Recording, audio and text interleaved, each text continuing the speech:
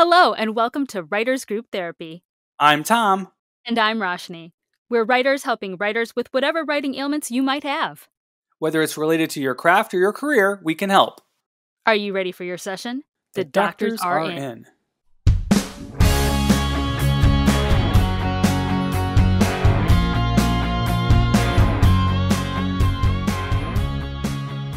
Roshni, hi. Tom, it's been a while. It's been a while. It's been a summer.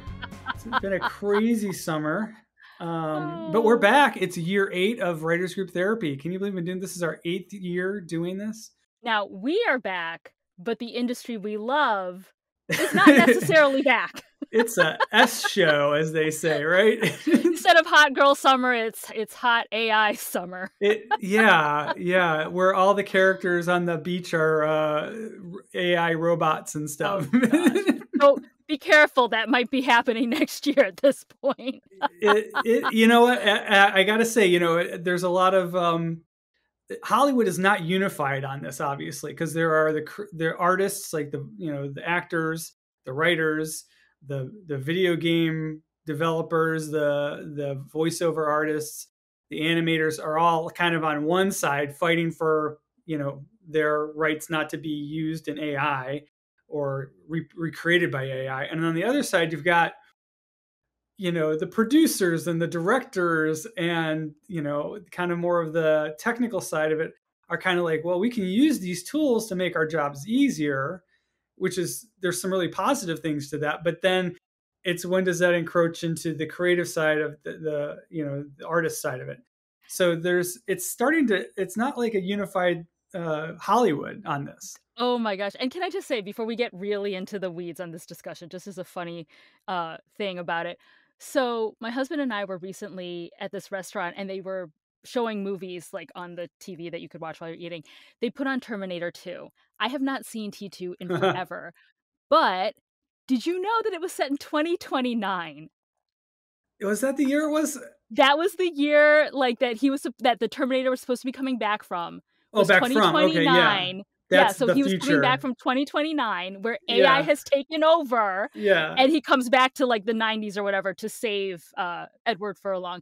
So I was like, oh, 2029 is just around the corner. Look at that. They were prophetic with this movie. Yeah, you got Elon Musk making robots and and the AIs are getting smarter and smarter. We're like literally on schedule.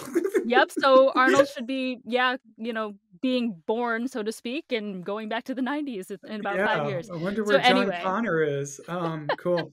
No, that is freaky though. Right? So much, talk about things coming true, but I was back during the writer's strike. I was reading a lot of Justine Bateman, was part of the Writers Guild. She was posting a lot of warnings about this stuff, and it's all happening. Yeah. No matter what the contract said, whether, a lot of people said it wasn't strong enough. A lot of people said it was good, they want to get something signed and, get us back to work, that kind of thing. But it feels like it doesn't matter what they did. Hollywood was going to find a way to, to try to utilize these tools. And the technology world is going to keep moving forward, whether or not we have contracts with the studios or whatever. But let's unpack what's happening. So we are recording this about mid-August. Now, about this time last year, we had the writer's strike had been going on since May. The actors joined in around like July, and then the strike went on for quite a while. They presented a unified front, and then they got most of the concessions that they wanted. However, now the voiceover part of SAG-AFTRA is striking. That happened during Comic-Con end of July. The issue, I think, and of course the big one is, of course, AI protections, but the big thing is the contracts did not expire at the same time. And I wish, whatever you feel about what happened with last year's strike, it would have been great if the contracts all expired at the same time, because then talk about a unified front. This current strike with VO, and I'll be honest, I have not gone to the picket lines yet. Just, it happened when I was out of town, and then I've had some personal things that I've had to deal with. So my mental health had to come first, and I had to take care of my own stuff. But it just seems like this is not as widely publicized or known as the strike from last year. And Mhm. I think people are already kind of tired because it's already been hard to get work this last year since the last strike ended, and now here we are again.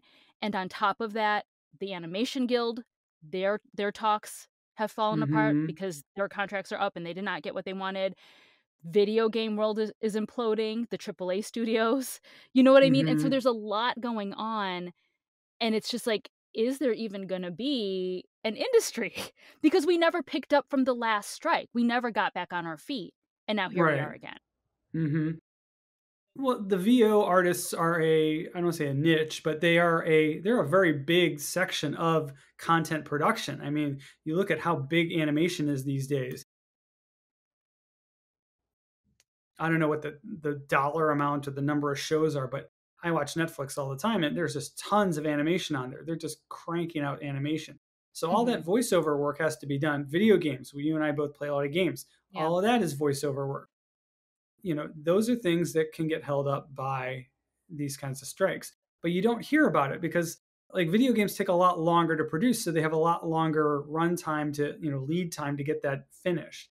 Versus like, if you strike on an animated show that's on TV right now, they're going into the fall, they can't start production until that gets solved.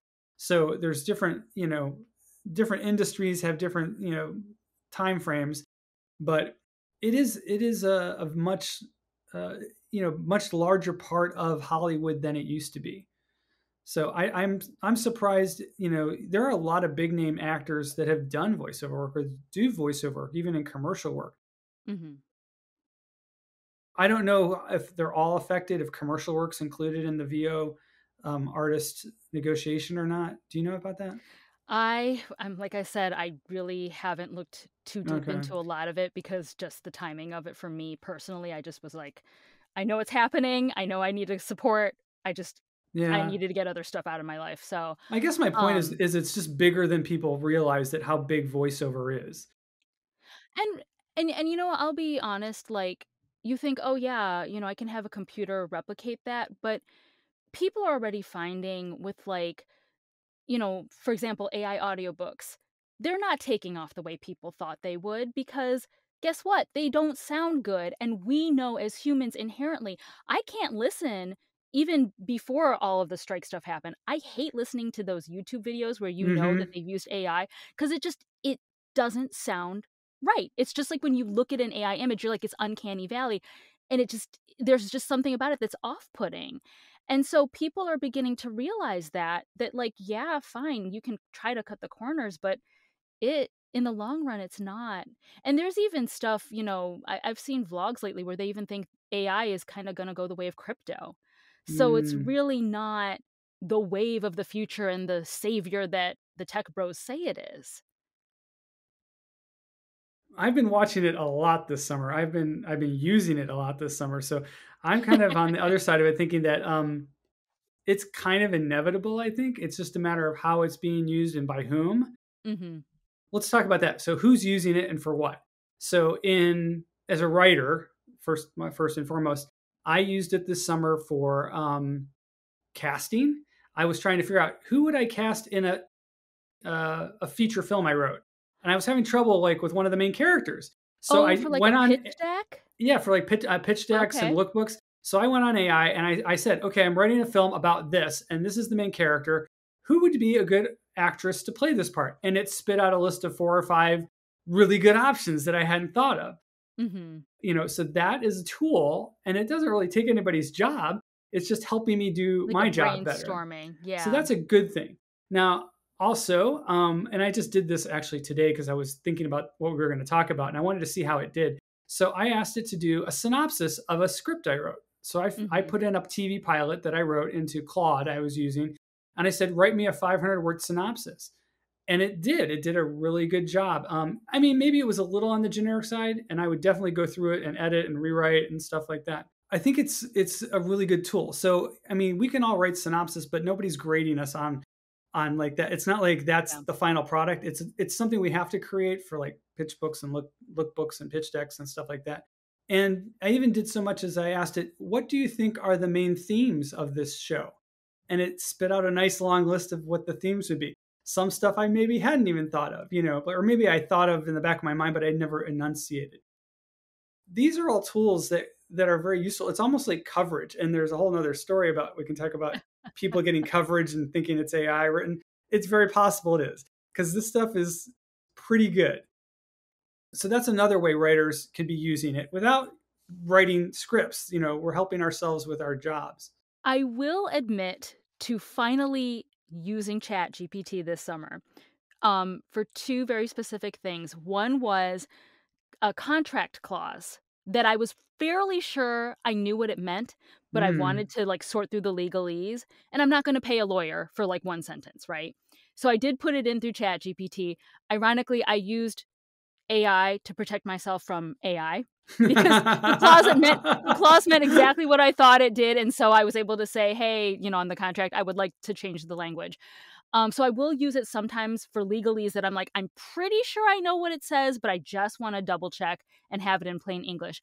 The other time I used it, at my husband's suggestion actually, was I had to write, uh, a professional email that was a little forceful's not the right word, but it had to take a hard stance on something, and so he suggested I put it through ChatGPT to make it sound professional, but also not harsh. And so I did use ChatGPT for that, and I used some of their suggestions in the language of my email, but I'm not gonna use it for art. I'm not gonna use it for creative writing. In my mind, if I can't come up with my own show bible and writing and stuff, I'm not a good writer. That should be Mm. coming from me, No, I say there's some gray area there, but for sure. yeah. And again, this was an experiment. It's nothing I've used, but it was interesting. Art though, as a from a pitching standpoint, I have used AI to create imagery for lookbooks for pitch decks, Mhm. because usually what we would have done was like either use frames from existing TV shows or movies, or look for stock photography, but those never matched exactly what you're looking for. So this is probably early this year. I started trying testing out different kinds of AI image generators like Leonardo.ai. And then actually Adobe has a tool in their Adobe Express package now that's generative. It's kind of a beta. And I've seen over those months that it's getting better and better. So at first I was getting really weird outputs, things that weren't exactly what I wanted, or maybe it had what I wanted, but the guy had a third arm, those kinds of weird stuff. But it's gotten a lot better. I had a sci-fi movie that I'm trying to create a lookbook for, and trying to get some of those weird, bizarre images was very hard. But I just tried this latest one from Adobe, and it did really well. I'm like really blown away with the imagery. And again, that's just for a lookbook, so to give somebody an idea of what the idea of the film is about. So I'm not using it in production, but we've seen, Sora, the Sora video generator, and other video generators coming online that are very getting very good. But going back to what you just said about I'm only using it for internal pitching purposes, have you noticed I've noticed this as I've submitted my books for contests, or even now on Amazon when you submit your book as a self-published author, places are beginning to crack down. They don't Mm, want you to submit AI art for awards. They don't want you mm, to submit AI books to sell on Amazon. So it's interesting. It's slow going, but the policing is beginning to happen where people are like, "No, you can use it for internal uses or to generate ideas or like what you said, pitching, mm-hmm, but you cannot be selling this. You cannot be using it to win things." mm-hmm.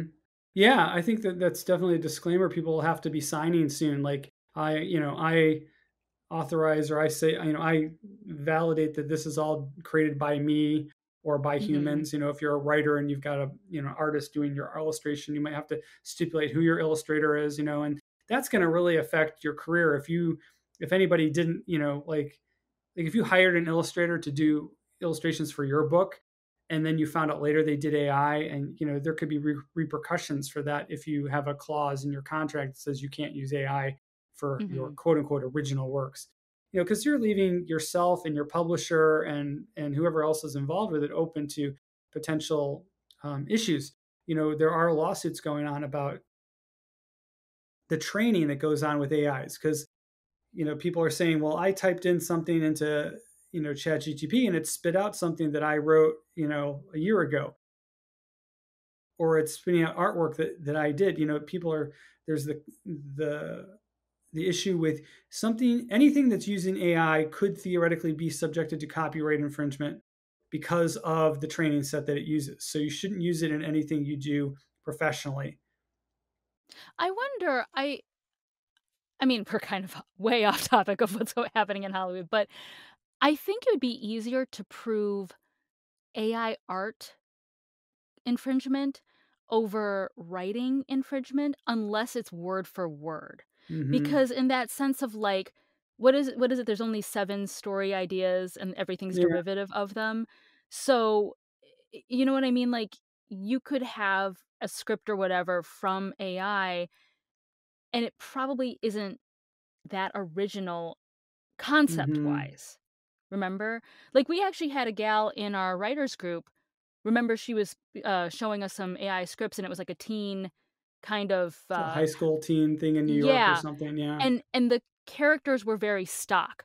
Hmm. It wasn't something that you could ever film because it wasn't at that level, but I'm like, "Oh, yeah, here's the jock, here's the smart girl, here's the" you know what I mean? And those are Hmm. just tropes that you see. You can't copyright that. Right. There's no heart to the story. There's no center to the story. It's just a bunch of people in a location. But you get my point Yeah, that you exactly. unless it's word for word, "Oh, this is not another teen movie." I can see you have the same character names and the same locations. You can't Hmm. say that AI writing is necessarily copyright infringement because the tropes and the stock characters and the stock settings. It's all so generic. Yeah. Yeah. Yeah. Yeah. Good point.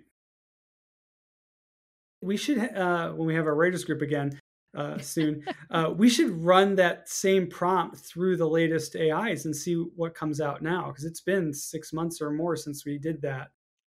Oh, yeah, that was early It'd on be in interesting to see, because ChatGPT. I've been doing that with some of the visual stuff I've been doing, is Mhm. using the same prompts in different AI generators to see what they come up with, to see how they're either improving or better than each other, that kind of thing. So it'd be Mhm. interesting to do that with some writing stuff too. Well, more like you were saying, back to Hollywood, more on point, voiceover and ADR work. I actually have worked on a project with a friend, um, where I actually wrote some narration for the film, and then it was, because they were in post production and they had agreed with the actors ahead of time that they could do this. They used AI to read the narration. Oh, I really? don't know if So that that's going to be used in the final film or if it's just in the post production editing, early editing part. But Mhm. they wanted to get it in quickly so they could do a rough cut of the film. So they did that. So that's interesting. The actors had to agree to that, and you've mentioned this before about contracts and saying, can you do this? Can't you do this? They had to agree to that for this film so that they, if they had to do any ADR later, they could do it using that tool. but I mean, one of the things it's okay, there's, like, so much stuff surrounding this whole thing because people can sign off on it, but if they use you in AI, you'd find out after the fact, is what I'm saying. Mm, And then you would have to go after them and sue them for breach of contract. But the other thing, and this is why I usually say no, actually, like, 100% say no, because you might say as a company, "We're not going to exploit this and, use your voice over and above, or we'll fairly compensate you." But the tools you're using, if you're using an open source program, which mm, most people will, now my voice is in this open source program. You mm, can't stop it. Do you know what I'm saying? If you could tell me that you're using a closed program and it just dies here after this project, maybe I'd let you, but if you're gonna use I forget what the big open source one is right now for AI and voice, but if you're gonna use those programs, now it's out there. You can't guarantee that someone else isn't gonna find me and use me. Mhm. Yeah, Artist is it Artist.io that does music and voiceover, I think? And, Yeah, but that's not the one I was thinking of, I forget the there's a name of couple it. of them. Yeah, Right, there so needs to be something that says you can use it for this project only, and the data stays the with this data stays project. with this project. It doesn't Yeah. go into the training set, that kind of Yep, thing. So it's yep, like you've got your tool that you created with your training data that was all quote unquote legally acquired, and you're going to use my data with that tool to create something for this project. yeah. That's like But of kind of course, your you're gonna use open source because it's easier and it's already been made for them, they don't have to reinvent the wheel. It's sort of right. like the whole like in video games, which I get a kick out of this. Now it's kind of more, what's the word? I don't know if homogenized is the right word, but back in the day, every developer had their own game engine and it was Mm, proprietary. Now there's more open source, so more people can get into video game development, but you can also like share the assets and you use the same yeah, engine. you can see different games built with the same engine uses Yeah. similar assets and stuff, Yeah, right? which is fine, but that's my point. This AI thing would end up being like early video game development where everyone's like, "Let's just make our Mm, own proprietary game engine." Well, no one's gonna do that because it's really expensive to do that, expensive, takes a lot of computing power, takes a and lot of data time, and and time. yeah, So yeah, there's going to be a couple companies that do the work and want to sell that to all the other companies. of course. Yeah. And you don't know what's in their fine print. Maybe, they're like, "If you use us and you have a subscription, but we get to use Yeah. your voices and your likeness and do what we want," you know? You don't know. Mhm. Yeah. And even if you say, "Okay, fine, go ahead and use this open source," if they already put you out there, how do you rescind that so you're not in the training anymore? It's too late, you're already in it. You Mhm. know what I Yeah, mean? you can't like, it can't forget you kind of thing, it's Yeah, like you become part of that AI brain, whatever. So, yeah, yeah. and it's funny because even though I talk about things like, "I'm just using it for a lookbook, I'm just using it for pre-production or what post-production, rough cuts," that's a little disingenuous because those are other jobs people would have had. Like if I had needed to get a piece of artwork done, like a matte painting for something, I would go to an artist like I did for reclamation. I paid several artists to do cool matte paintings and they were really cool. I don't know that I couldn't go to an AI tool now and do that same thing for practically free. That's not something where I have a contract with somebody, but there is an artist out there who's not getting that job because I'm using that tool. Same thing with even behind the scenes, like doing budgeting. I've seen several tools out there that are like, upload your script. We'll give you a budget for your script. So that's like a line producer that doesn't have a job, making a couple $1,000s to do a budget. Well, and then if you've just uploaded your script, what are they doing with your script? True, exactly. That script has Right? now Because they gone have into to that. analyze everything in there to tell you the budget, and now what are they gonna do with all that? Did you just give them your script for free? Well, you have to again, like just like you did, you have to like get that user agreement that you click I agree to the terms of service and Yeah, you got to run it through another AI to see what it says. yeah. They've And I had mean, this for a while in though, so. interestingly enough too, I wouldn't be surprised, I should say, if in those because nobody ever really reads TOS, so this is a little bit of a transition, but this is kind of happening in the news. I'm sure you heard about Disney World, the lady who died of allergies, and Disney. Oh, yeah. Did you hear Mhm. about this? Okay, so for people listening who might not, I just actually read about it last night. A couple went to Disney World. They went to what is it called? Not Disney Springs or something, where you don't need a ticket to go. You can just go and eat at the restaurant. It's like They ate. Downtown Disney or whatever, or like. Yeah, yeah. So they weren't in the park. They were on Disney property, but it was like a third party restaurant. They double, triple checked with the restaurant. My wife has major allergies, can you make sure that she will not have these items? They're like, sure, sure, sure, sure, sure. And sure enough, they gave her food that was laden with what she couldn't have. And she ended up having to use her EpiPen and complications ensued and she passed away, unfortunately. The husband is currently in a lawsuit against Disney. I don't know what will happen by the time this airs, if it'll be resolved or not, but Disney is saying that they are Oh, not liable because he signed up for a trial of Disney Plus years ago, used that account to buy the tickets, and in the terms of service, it's something like you have to do arbitration and you Mhm. You cannot can't sue sue. us, Yeah. even though this has nothing to do with the streaming service.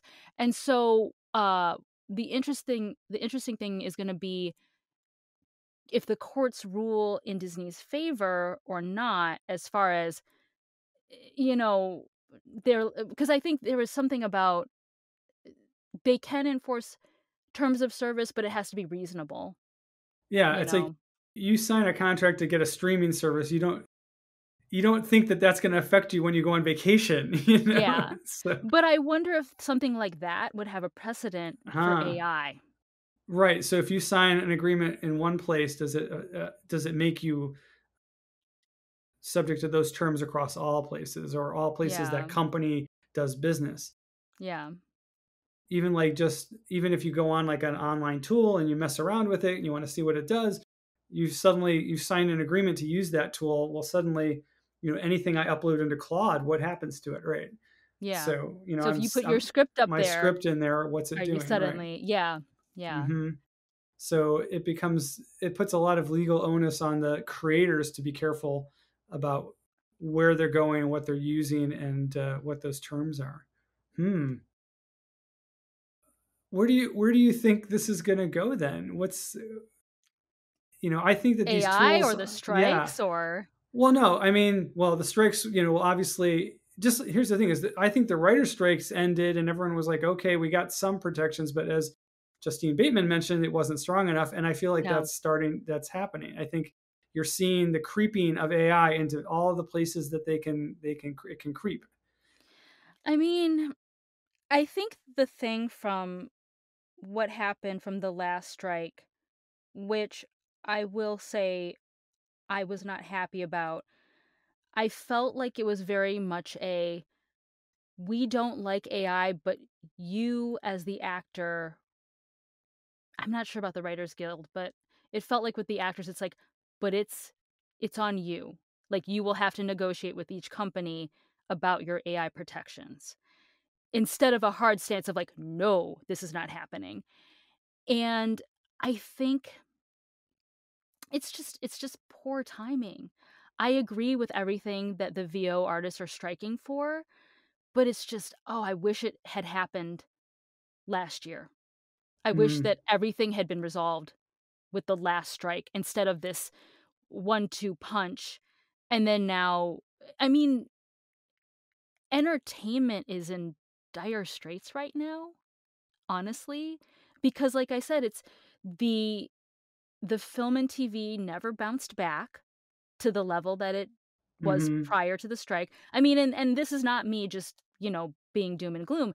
It was a lean pilot year, and just very right lean. Yeah. now, if you talk to fellow actors, the only thing really filming are the vertical dramas.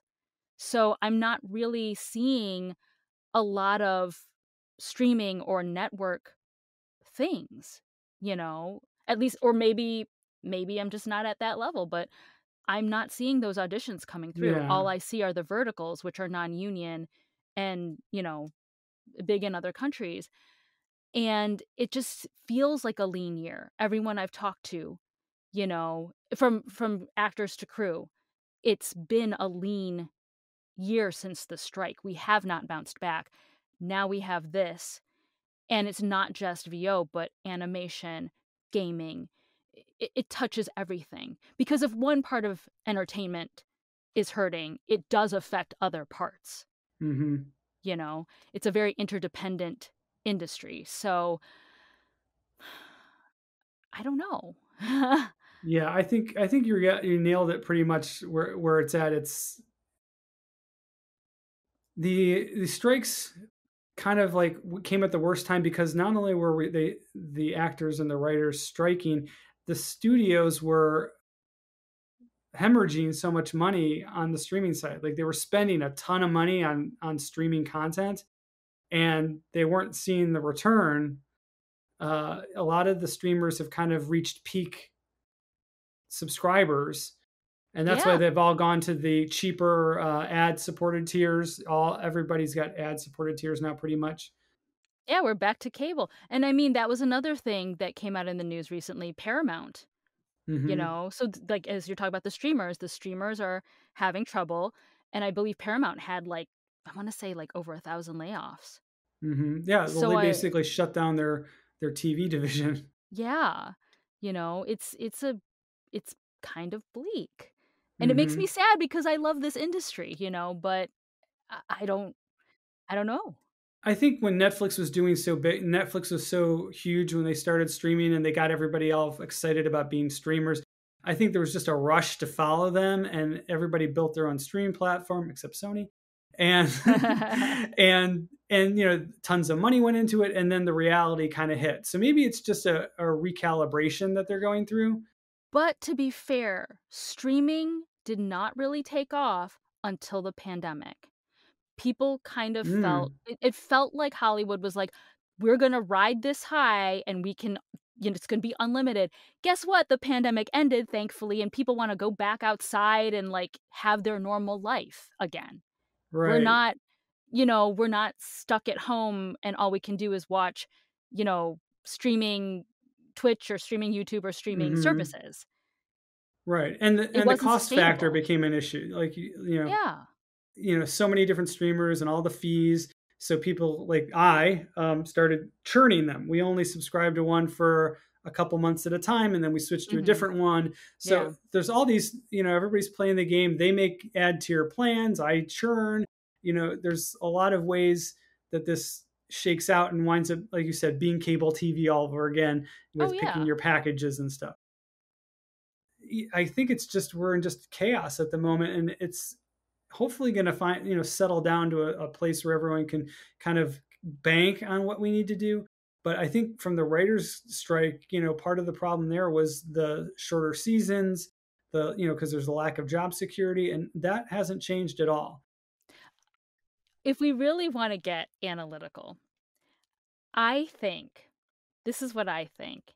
Not that we can go back to this, but because the ship has sailed, but I think remember when we were kids and maybe, like, 2 or 3 movies would come out a season, and you knew, like, the blockbuster season, the holiday season, or TV shows came out in the fall or maybe in January, and then, like, they went on hiatus in the summer, and if you missed it, you missed it, or if you missed the movie, you had to wait, like, a year or 2 for it to come out on DVD or something, right? Whereas now, a movie comes out and you're like, "I don't need to see it, it'll be out on DVD within a month." I think we're so focused on content, we forgot about quality. And it has nothing I mean, the remakes and the reboots and all that play into it, and dragging out the franchises until Kingdom Come, but we're so focused on, "I need to create more content," you forgot about quality. And there's something to be said about making people wait. There's something to Mm, be said about that anticipation, "Oh my gosh, my favorite show's coming back this fall, I can't wait." I'm so excited. I'm not gonna the binging, right? The binging, they've proven that that doesn't work on streaming, hmm. It's better to release it Disney had it right with, like, The Mandalorian and stuff, release it once a week. So, I think going to that rapid release model has probably been the biggest harm to entertainment. Hmm. I got something I can wrap on that idea with then. Deadpool and Wolverine over $1 billion at the box office. That's something people had to wait for. The last movie came out, what was that? 8 years ago? No, It was a 6 years ago. while. It was Yeah, 6 years ago. Was Deadpool 2, yeah. and they put together a really cool film with they got Hugh Jackman in it, and it's killing it at the box office. So I'm sure there's some funny quips by Ryan Reynolds in the movie about that too, because I still haven't seen it yet. So they I still haven't haven't got seen it my yet either. they haven't got my money yet. Yeah, if I was in LA, we'd go see it together. Oh well. It's supposed to be really, really good, yeah. Yeah. All right. So AI, the summer of AI, and we're heading into the fall of AI. I guess we'll see what happens. What are you guys using AI for in your writing or your creativeness? Let us know. Otherwise, we will see you next time.